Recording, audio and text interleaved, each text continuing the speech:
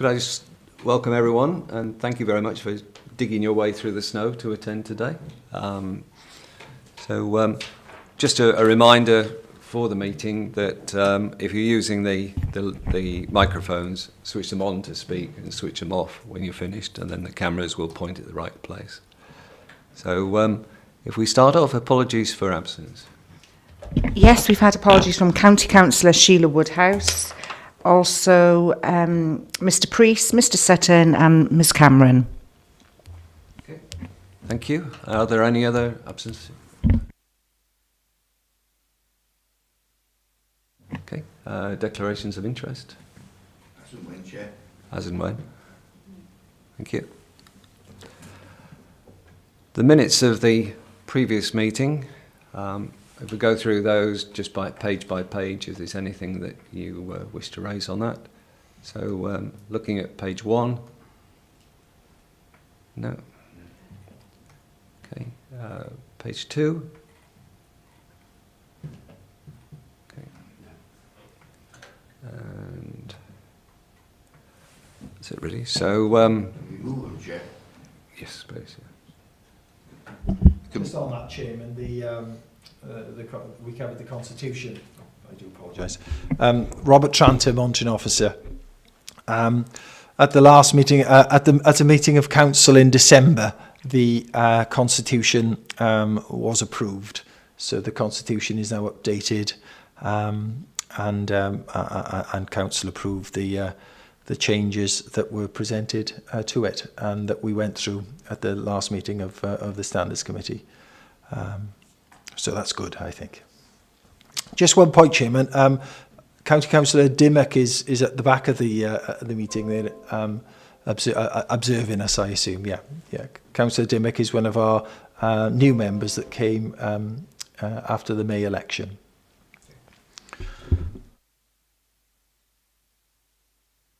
Okay, thank you. So minutes, we've approved those? Yes. Thank you. Move on to the fourth item on the agenda then, the draft guidance from the WLGA on personal safety for members and handling abuse, online abuse. Rob. Thank you, Chairman. The first of 3 reports that we'll be considering this morning.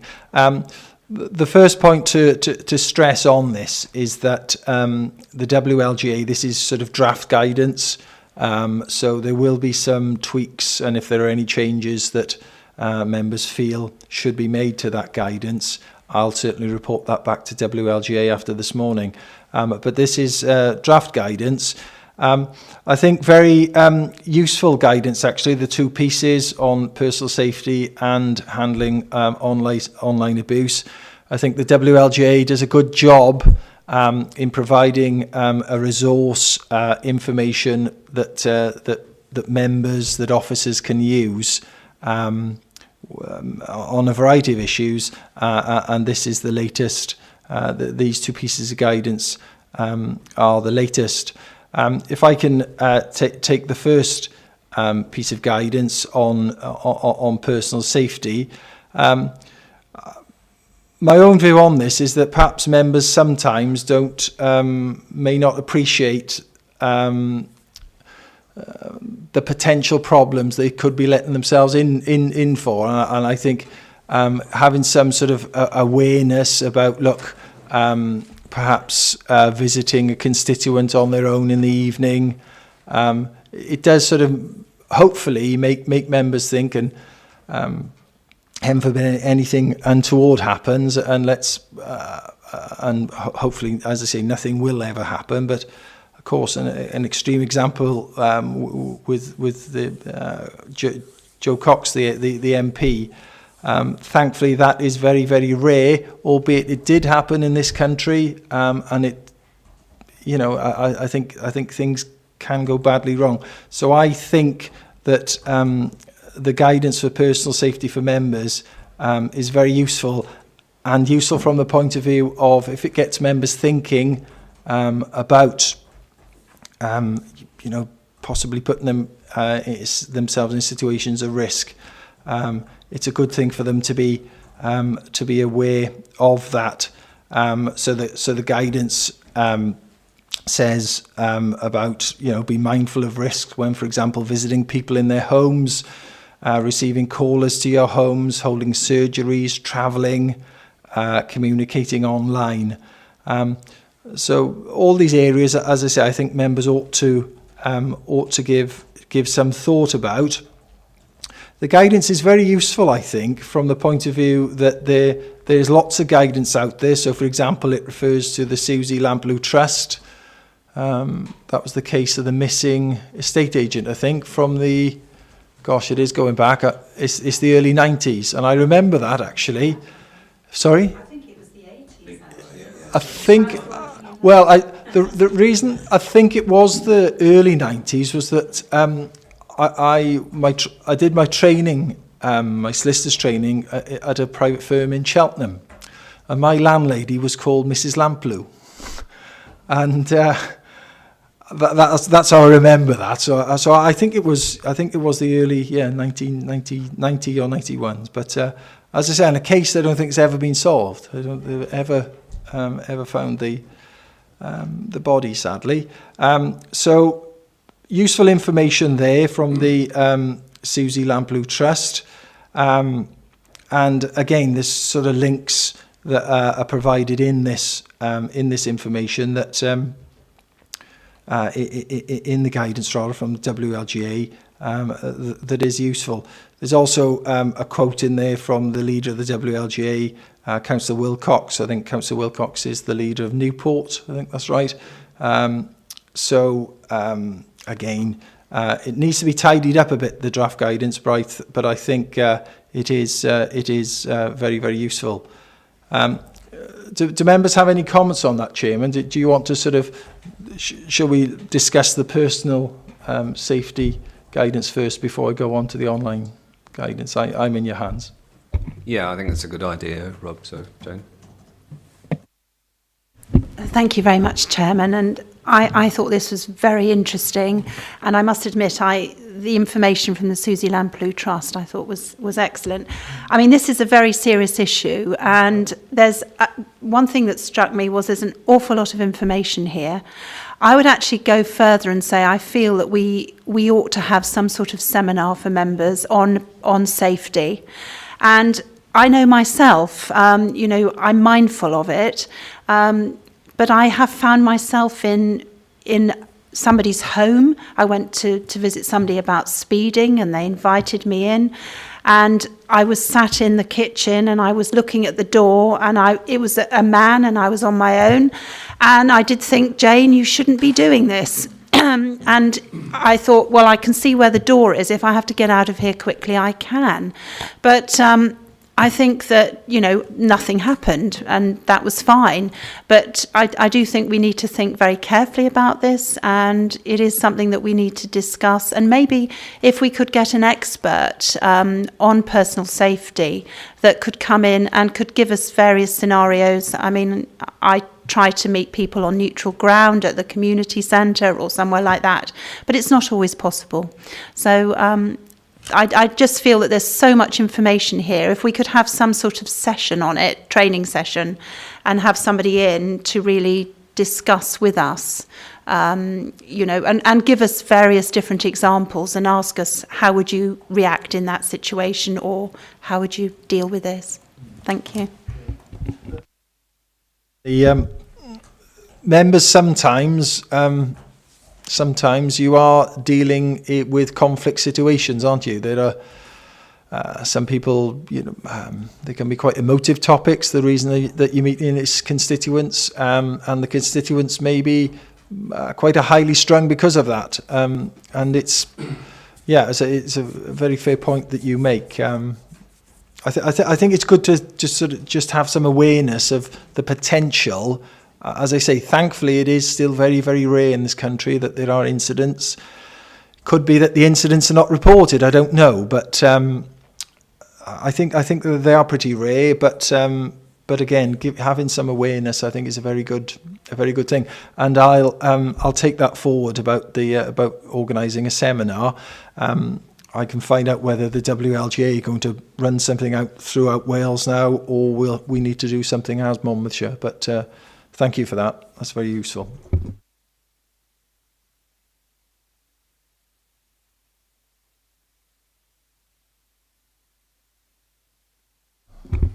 switch on there. The next guidance is a more sort of common problem, I think, that some members in particular, those who are more sort of social media savvy, will come across, and this is the guidance to handling online abuse. I must admit, I am not particularly social media savvy, so some of this I thought was quite technical in how to deal with things, for example, on Twitter, on Facebook. But I must admit, once again, it's sort of the information is there, and it's sort of it's very useful to have guidance which sort of puts together the various resources that are out there, so that for the members to have a look at this useful information. I think this is, this is a problem.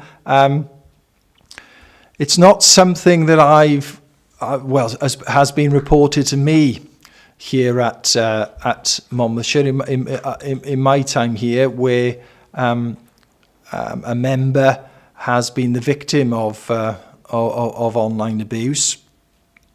But interestingly, this year, the Ombudsman did have a complaint about one of our members from a member of the public, who in fact is a community councillor, about this member's particular use of Facebook. And the Ombudsman decided that there was nothing to investigate, there wasn't a breach of code, and basically the Ombudsman said, look, this is the private Facebook page of a member, and the member can decide what information goes on there and what information can be blocked from there.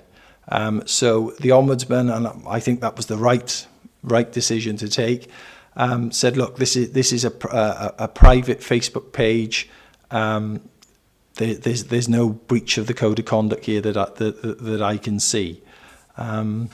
So that's a sort of recent example of a complaint that we've received. This is sort of very detailed guidance, as I say. Frankly, some of this there's perhaps too much detail in here for me, because I'm not for example, I don't use Twitter. I'm not a fay with using it, but I think once again it's very useful guidance. There's lots and lots of information here. Again, it could be that members may want to have a sort of seminar on this, just to get the message out there. Very importantly in here, some of this online abuse can get criminal. And it's at paragraph 8 here, report the abuse to the police. I'll just read it, because I think it's very important. If someone sends threatening, abusive or offensive messages via any social networking site, they could be committing an offence. The most relevant offences are harassment and malicious communications. According to the police, harassment means a course of conduct, i.e. 2 or more related occurrences, and the messages do not necessarily have to be violent in nature, but must be oppressive and need to have caused some alarm or distress. So if members feel vulnerable about some of the online abuse they're getting online, then of course report it to the police. I think that's should be a good remedy to the problem. If you can get the police interested, and the police are interested in criminal behaviour online, then I think that's a good thing. And that needs to be sort of stressed, that someone who's sending out abuse online could be committing a criminal offence. And I think that's an important message to get across. Also, in this guidance, there is social media guidance referred to that the WLGA prepared. That was prepared 5 years ago now, but I know that the WLGA are updating that social media guidance, which again I think is a useful or will be a useful thing. And when that guidance becomes available, Chairman, I'll bring it to the committee for you to have a look at. As I said, the last guidance that the WLGA prepared, I think, was 5 years ago. Things move on, so I think that's worthy of an update. But again, in my view, this is sort of very useful guidance, and quite happy to take any questions or listen to any comments that members have.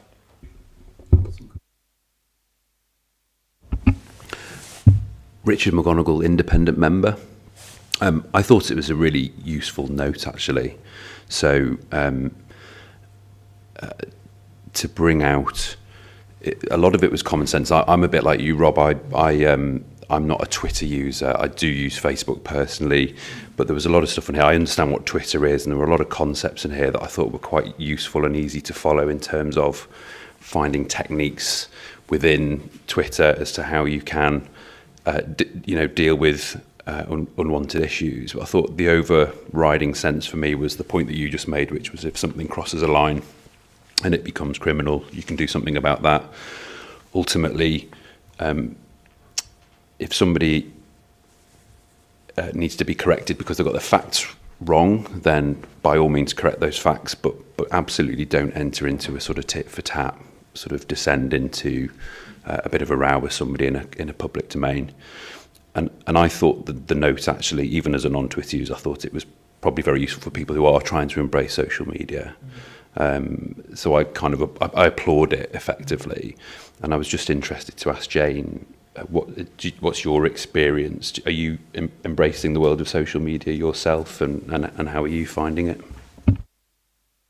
Thank you. I mean, we are living in a very different world, and I think in the last 2 years, things have changed dramatically.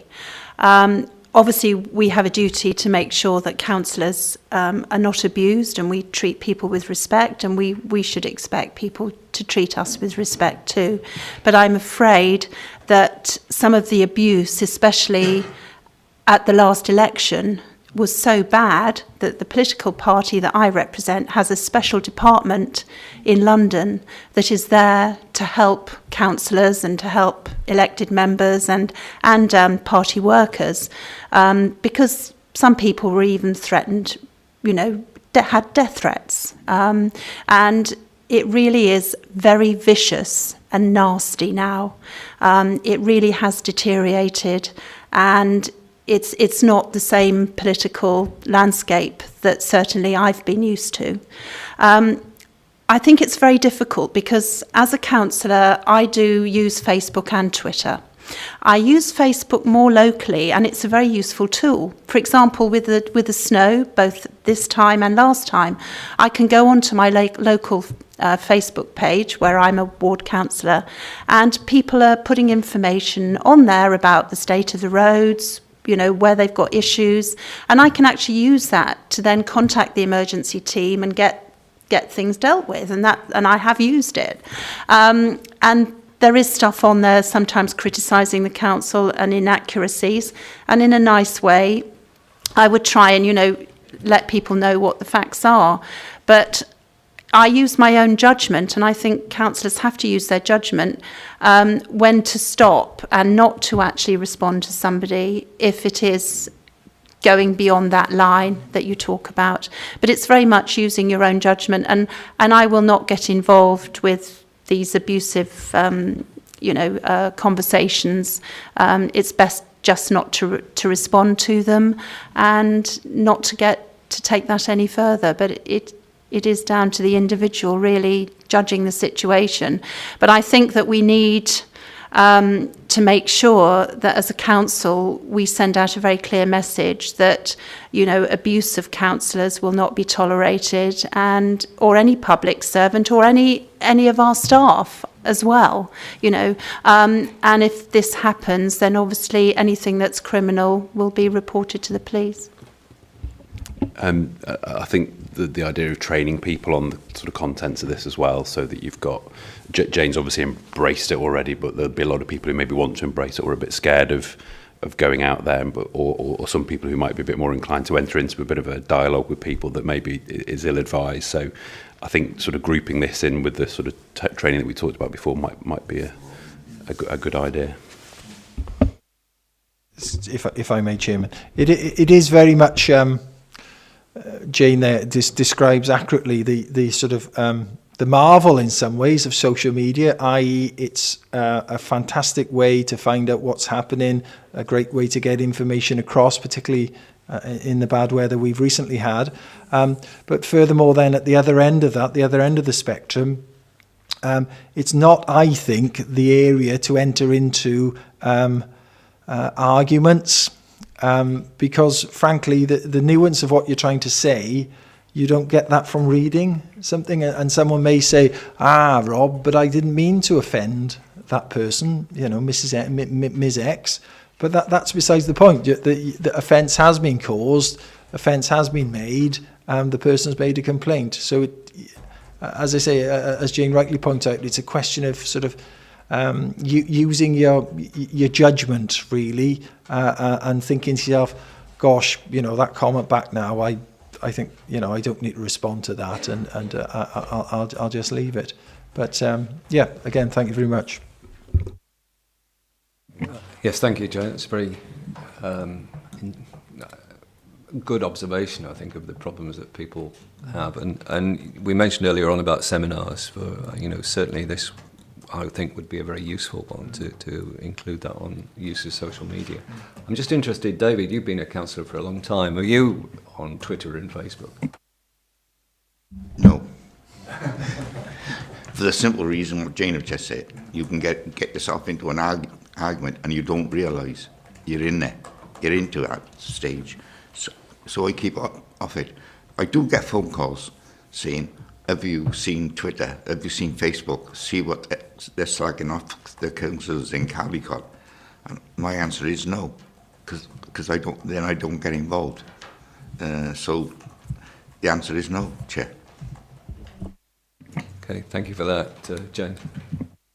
If I could just come back and say, I personally believe that we have got to embrace social media as a council, because we have public meetings and we have very few people turn up at a lot of these. You know, we've asked for people's comments on the budget, for example, and we've had a very poor response.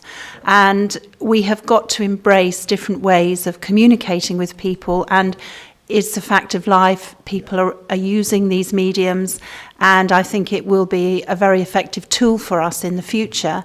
But I think also, sadly, the abuse may escalate as well alongside that. Richard. Richard Stowe, independent member. Just following on from Rob's comments really about the need to report offensive or abusive online comments. In the guide, you can go back to the vendors, to the Facebook and Twitter. But interestingly, there was a national report from the Committee on Standards in Public Life in December that is referenced in here.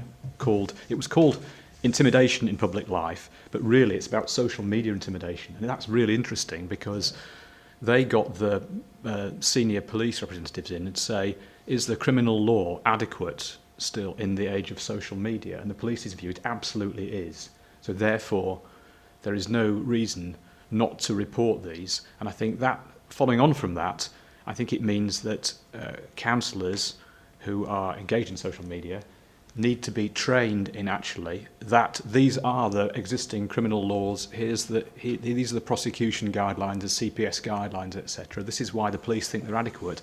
And here's some examples, actually, of people's offensive, unpleasant or malicious contributions on social media that have led to a conviction, to give you confidence when and when not to report it, how this can be dealt with, or how you can stop people. And I think that would be a training course subject. But in that report, the CSPL one, there's a whole page, summary table of existing offences, and it's interesting that the police say even quite ancient statutes, Offences Against the Person Act 1861, they've been applying that to the world of social media.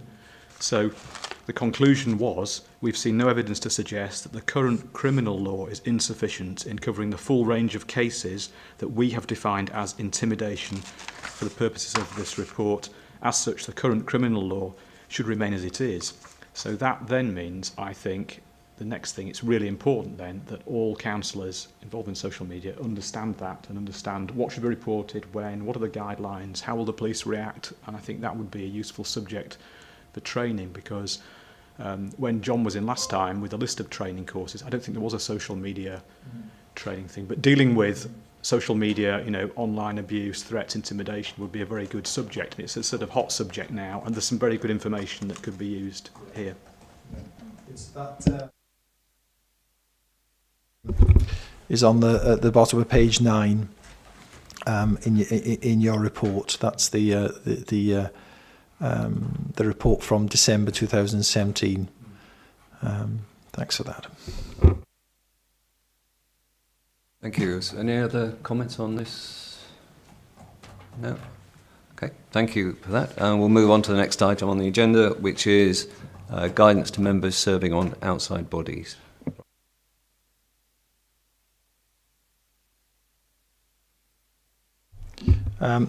Thank you, Chairman. This is also a report for information purposes, really, for members. I thought that this would be useful to bring it before you today.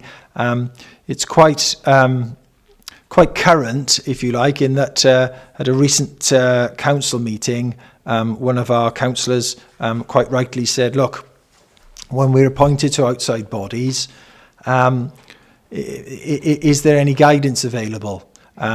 Certainly there is plenty of guidance available, as you could imagine. And the guidance that I've attached to the report is again guidance that's been prepared by the WLGA. So all members of this council have had a copy now of the guidance. In summary, Chairman, I think it's important for members to realise that whilst they are appointed to outside bodies by the council, their first duty really is to that outside body, and sometimes that can cause a member to come into a situation of conflict. Maybe that'll be rare, I think, because mostly the goals of the body and the goals of the council will be the same, but certainly members should be aware of that. I've also attached the report, which I thought would be useful for members of Standards Committee to see, is to see the vast array of outside bodies that the council appoints members to. Frankly, it is extraordinary to me. And at our first meeting of council, of the new council at our annual meeting, that's one of the reports that is taken, so that members are nominated and then elected to these outside bodies. And as I say, there's a full array of bodies that members are elected to, as you can see in the report attached to the my report on the outside guidance. Members may also note that most of the appointments are for the term of the council, so it'll be for 5 years. Some, but these are in the minority, are just for 1 year.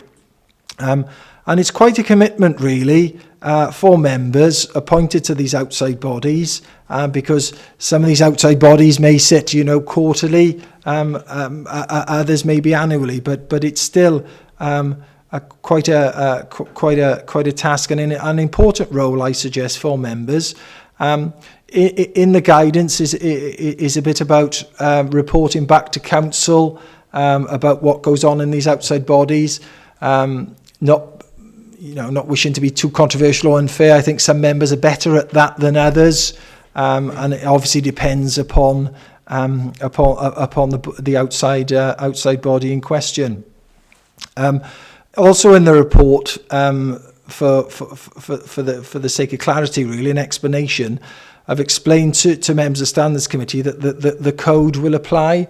So if you're a member of an outside body and that outside body is being considered, for example, in a council meeting, then you will undoubtedly have a personal interest to declare, member of an outside body, but that interest won't be prejudicial. So a member can stay in the meeting, take part in the debate and vote, unless it, for example, is a planning committee. And where it's the planning committee and the member is on an outside body, let's say, for example, a housing association, then that member has a personal and a prejudicial interest and therefore must remove him or herself from the meeting whilst that matter is being discussed. But again, I think that's useful guidance for members to be aware of, particularly where members are trustees, where members in their appointment to the outside body have a sort of fiduciary duties, important to bear in mind. The council has an insurance policy, an indemnity policy for members acting on these outside bodies. So providing those members and that body are acting lawfully, and they always are, then there is an indemnity for members just in case something goes wrong there. But again, I thought, Chairman, a useful information for you as Standards Committee, and I look forward to taking any questions or comments that you may have. Yes, I'd like to follow up, Rob, on your comments about insurance or indemnity, because that, what you just said, the council has a policy that provides some sort of blanket cover, didn't really come through from the guidance, because there's a bullet point on the list of bullet points on page 22 where it says, ask if there is any insurance or indemnity in place. And then there's an indemnity paragraph on page 25 that says, in some instances, members may carry personal liability, etc., etc. And on reading this, I was thinking, if the council is appointing people to represent it onto outside bodies, then surely it's the council's duty to ensure that insurance or indemnity is in place so that that member has no personal financial liability through their participation. Yes, so there is indemnity cover for members sitting on outside bodies. That is in place. The caveat there is that, of course, the outside body, the member needs to be acting lawfully, and as I say, thankfully, that is it's always the case.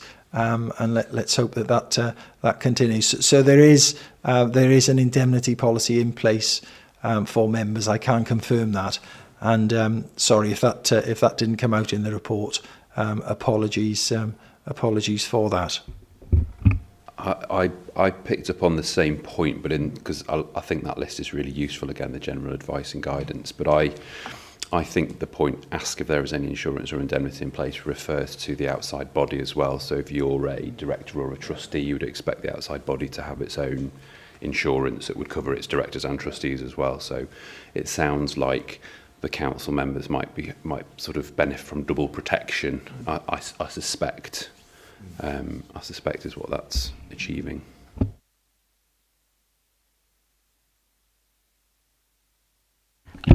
I really welcome this report, and I think that we're very fortunate here that any incidents that I've had, certainly sometimes as a new councillor, you're unsure about how you should behave on a certain body. And it's been really helpful to be able to get advice from Rob. So I think this is an excellent report, and I think it'll be very helpful. And will it also be available for outside bodies? So where there's, been some conflict or I certainly, as a community councillor as well, because many members that are county councillors also sit on community councils, and sometimes, you know, there is some confusion as to your position, and I think it would be helpful if this would be, you know, will they be able to access this information as well? Yes, they will be able to access that. Just on that point with community county councillor role, the starting point that you need to consider there is what's the parent body. So, for example, if it was an outside appointment with your community councillor hat on, then you are there. It's a community council issue, if you like, rather than a county council issue. I think that's useful to get that from the start, and that's useful for you then to sort of work out if there are any conflicts, etc. So if you go back to, well, this appointment was made by Llanelli Community Council, then it's a community council issue to start with, and then work from there. I think that's useful.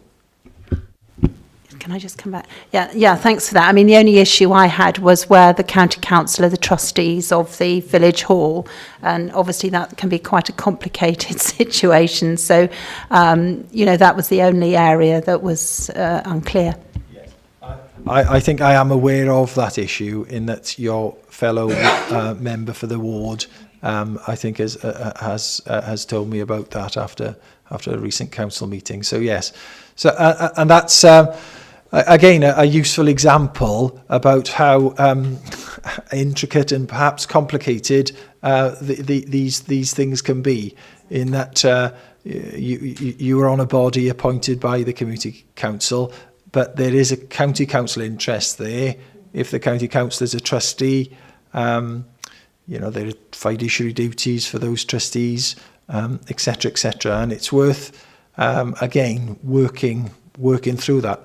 And if there's ever any doubt that you have about it, then obviously please speak to me, and I'll try my best to come up with a solution. Out of interest, how do people find their way onto these outside bodies? Are they identified? Is there an advertisement? Do people put themselves forward? Are they selected, etc.? So at the annual meeting of council, and it's normally the first annual meeting of the new council, there is a list of outside bodies that the county council appoints to, and it's a matter then for the county council to appoint members to those outside bodies. Now, some of the outside bodies require the leader to be on there. So, for example, the WLGA. It may require a cabinet member to be there, but it is a decision of the county council, and that list of outside bodies is updated because sometimes we've appointed members to an outside body, and that outside body no longer exists. But thankfully, that generally comes out in the annual meeting from the member that was sitting on there to say, look, this body's no more. So that's the process. So I think we, as a county council, have a, if you like, a standing nomination on these respective bodies, respective boards. I think that's how it comes about. So it's the council's decision who they put forward for it. It's okay. Absolutely, yeah. So it is a decision of the council for the council to make then, for example, to fill 2 seats on a board of an outside body. Yeah, very Are much any so. of them run as commercial businesses at all? They don't look like sort of businesses to me from the list that's there. No, I think I can say that. As I say, the full list is attached to this report, and they are a diverse mixture of bodies, but no, they wouldn't be commercial entities. They would be very much public bodies or doing public works.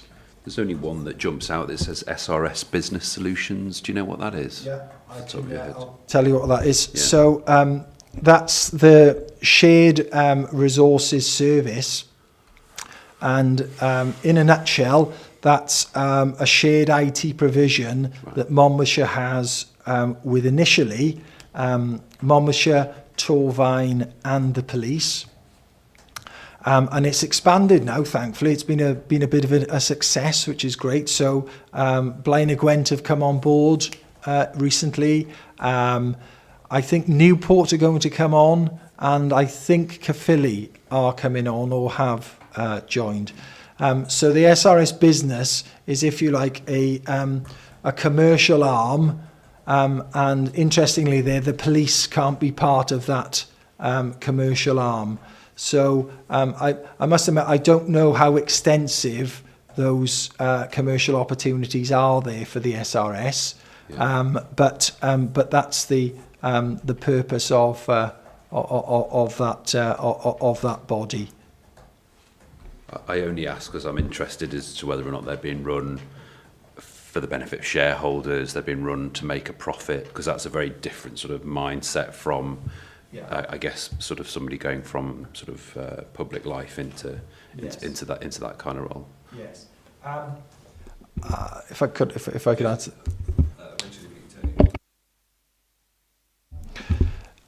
It is run more as a commercial opportunity, for sure, and if any profits were made, those profits, if you like, would be assimilated back into the provision of IT for the constituent parties, I would think.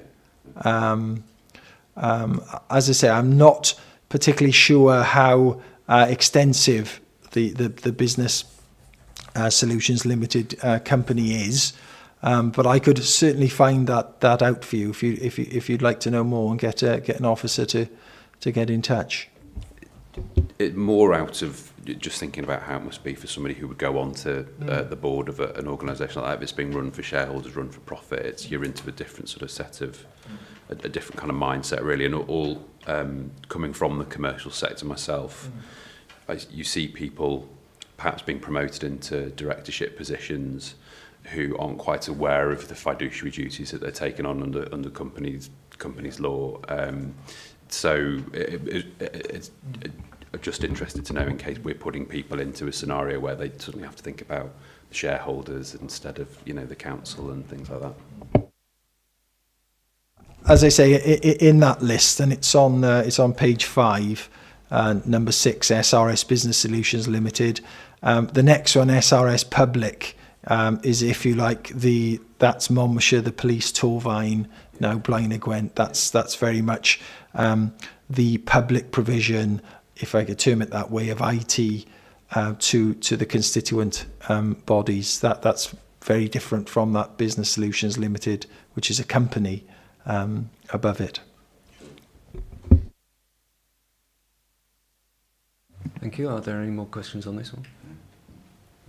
No. Just really, in terms of the appointment to these or outside bodies, the political side of it, who decides on who should go on the outside bodies, and is it really an issue of which political party they represent?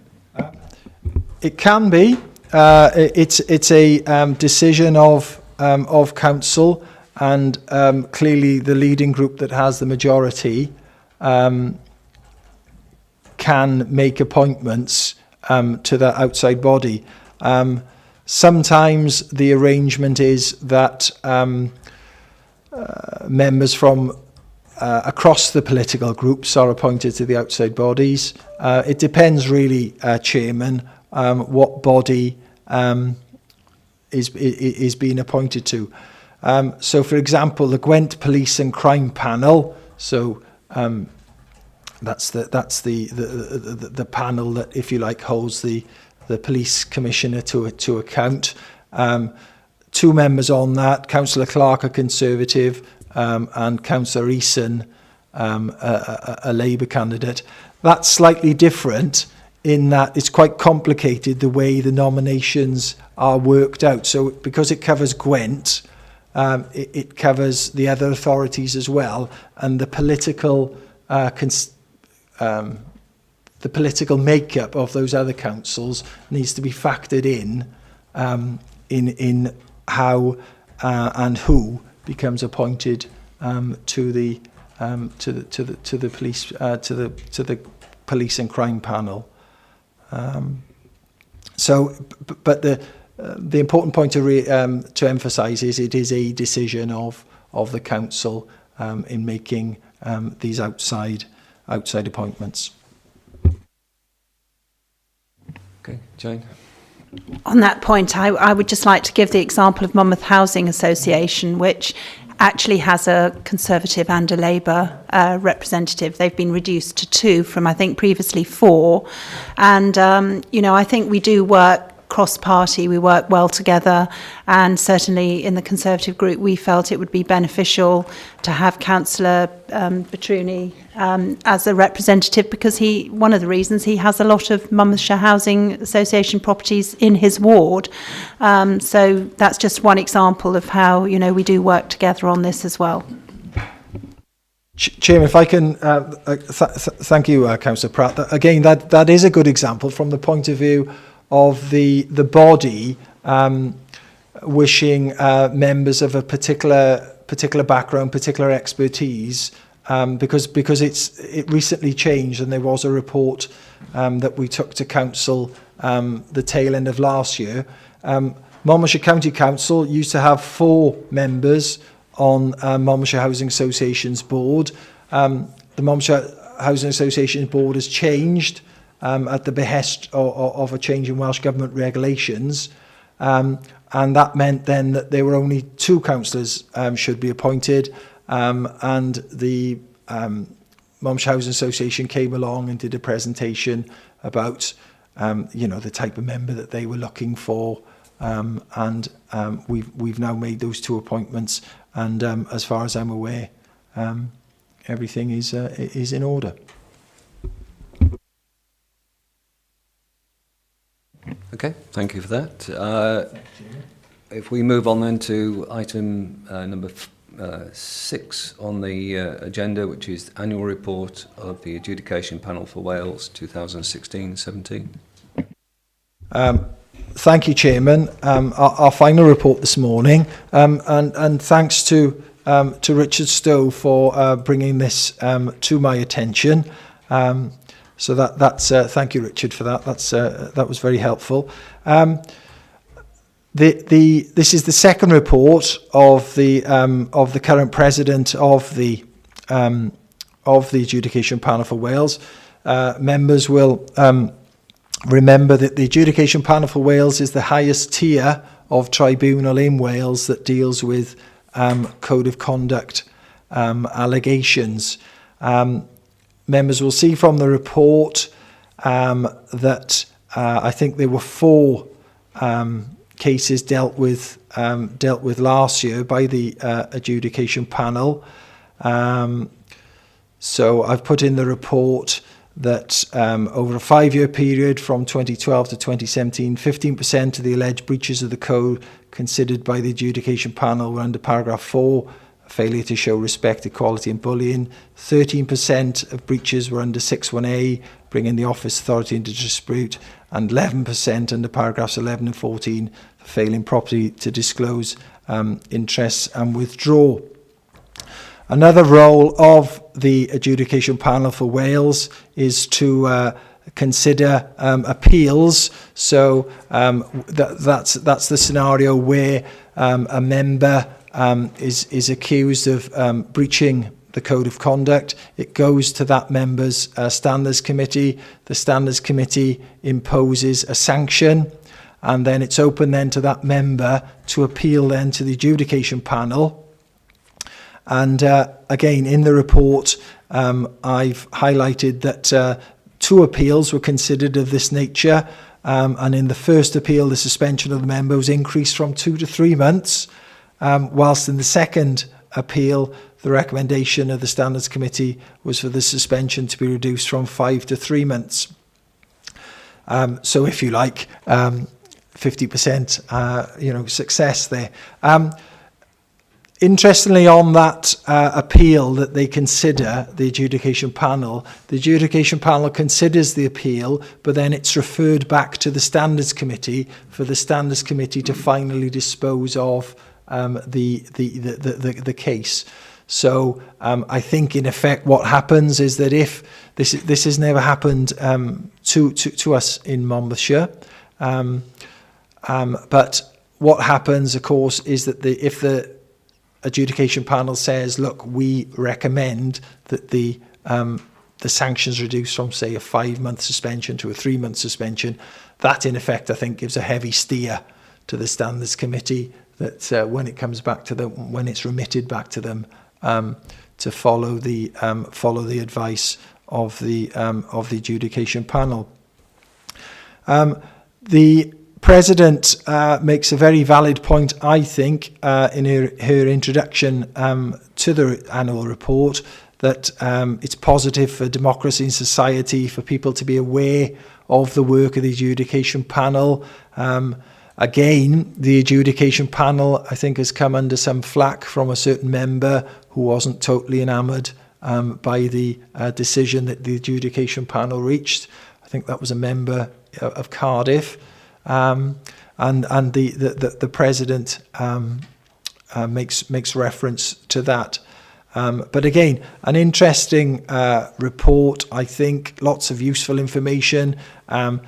Again, perhaps not untypically, the paragraphs in the code that the adjudication panel tends to consider, that very much follows the complaints that the Ombudsman receives. Interestingly, I've got to attend an adjudication panel sometime this year. It's already on the adjudication panel website. It's a former member of this council. A matter's been referred to the adjudication panel, and it will be heard this year.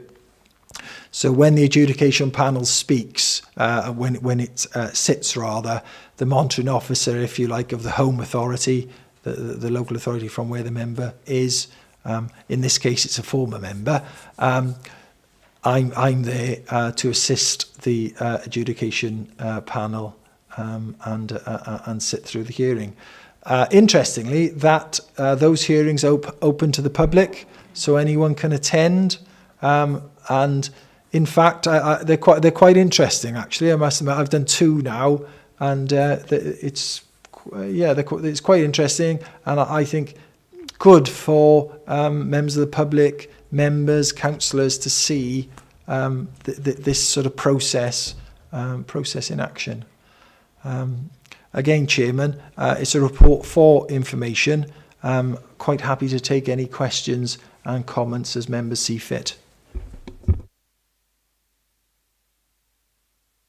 Yes, I think the reference in the start to enhanced public scrutiny of the panel is down to the whole case of Councillor and Assemblymember Neil McAvoy. I can't name him because it's in the public domain, which was reported extensively in Welsh media, Wales Online, Western Mail, and actually there's some very interesting video clips on BBC actually of his reaction coming out of the panel when he basically said what he thought of it, of the process, and sort of denigrated the whole process.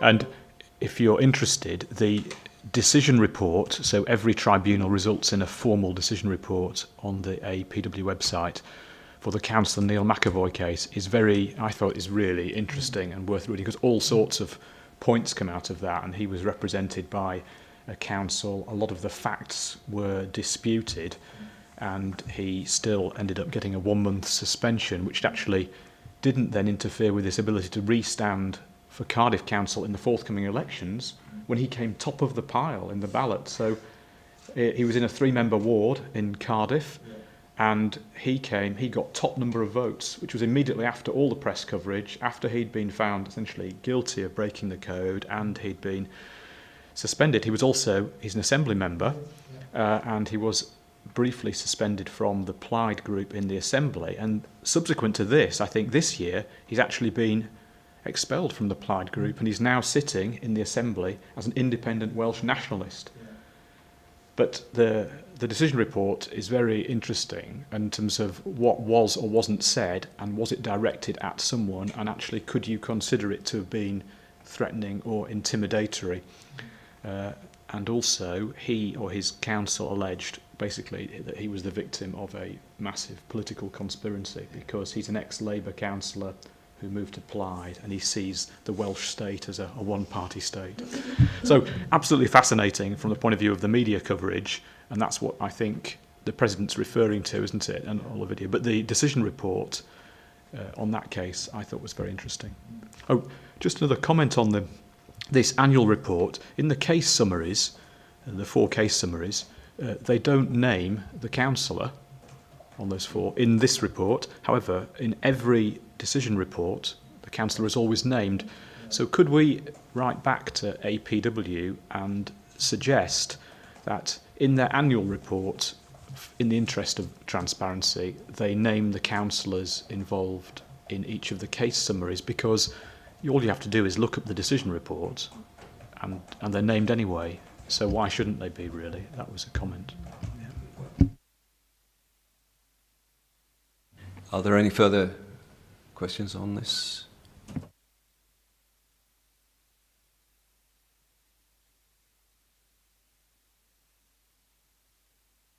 Okay, thank you for that, Rob.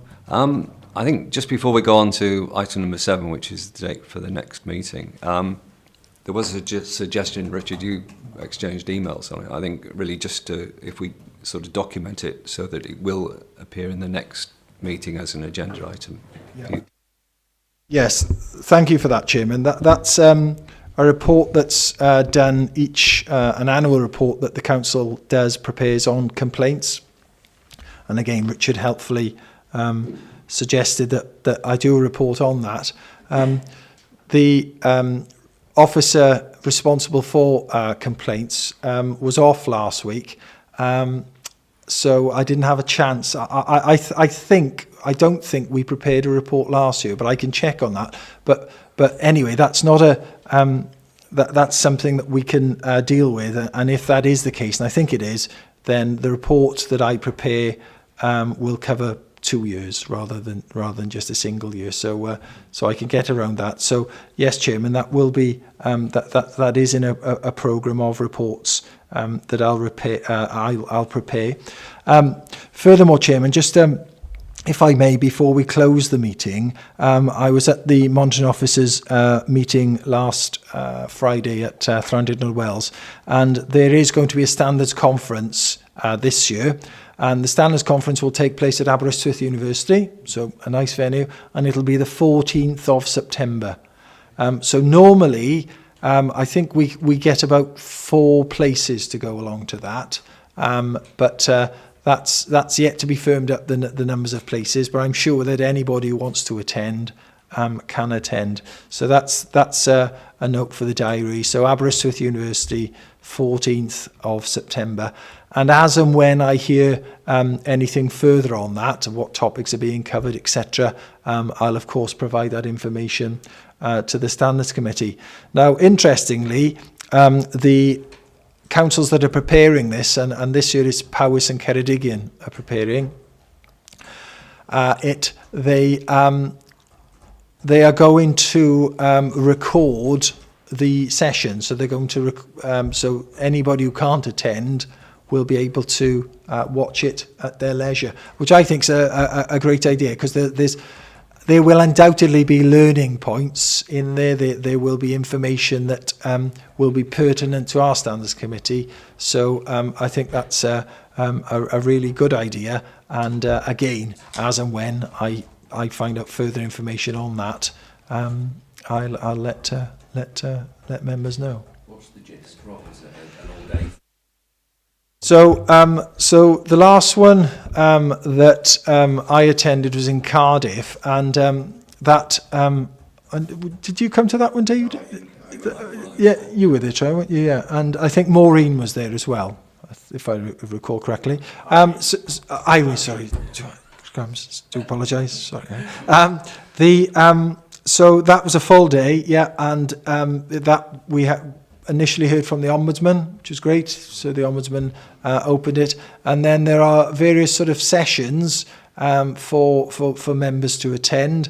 I guess there were about 80 officers, 80 Standards Committee members there. And one of the sessions I attended was interestingly on social media. So there's topics that are of note, are of current relevance, but it does last the whole day. There is some food and refreshments available, and it's a good opportunity, I think, to liaise with other members of Standards Committee or Standards Committees rather throughout Wales. So all the councils are represented generally, and it's normally a pretty successful day, Chairman. Would you go along with that? I thoroughly recommend if you are free on the 14th that it's certainly well worth attending. Sorry, Richard, you were trying to say something about the complaints procedure. No, I just wanted to make it was a suggestion or a request about agendas and agenda setting. So because we only have 4 meetings a year normally, unless we get a surprise dispensation and things, and we've got a set of things in the function list, some of which are annual reports on. Would it be possible for us as the members to receive a draft agenda or a sort of possible agenda like a month before, just as a heading list of items, not detail, just because then with this complaints question, which was an agenda item which was really related to an ombudsman report called Ending Groundhog Day that came out last year, where trying to raise the game of everybody in complaints procedures.